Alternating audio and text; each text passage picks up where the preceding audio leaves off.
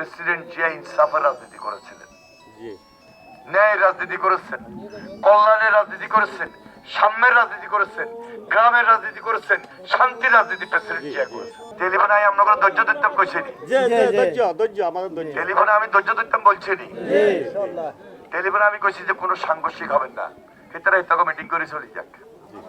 কিন্তু এরা হুমকি ধুমকি দিয়েছিল, এখনো গায়ে ভরি ঝগড়া করতে চায়, হুঙ্কার দেয় আমরা করব না।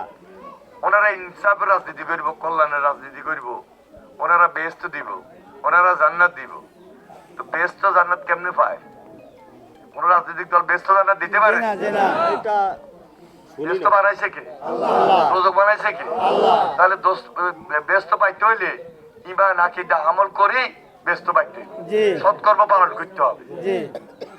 কোন রাজনৈতিক দল দিতে পারে? বরং প্রেসিডেন্ট জিয়া ইনসাফের রাজনীতি করেছিলেন, ন্যায় রাজনীতি করেছেন, কল্যাণের রাজনীতি করেছেন, সাম্যের রাজনীতি করেছেন, গ্রামের রাজনীতি করেছেন, শান্তির রাজনীতি প্রেসিডেন্ট জিয়া করেছেন, খালেদা জিয়া করেছেন, এখন তারেক রহমান করবেন। তাহলে ওই রাজনীতিরে আমাদের রাজনীতি, আপনার রাজনীতি, আমাদের সবার রাজনীতি, জিয়া রহমানের রাজনৈতিক দর্শন, জিয়া রহমানের রাজনীতি আদর্শের ভিত্তিতে আমি রাজনীতি করি। তাহলে গ্রামের মানুষের পাশে আমি থাকি,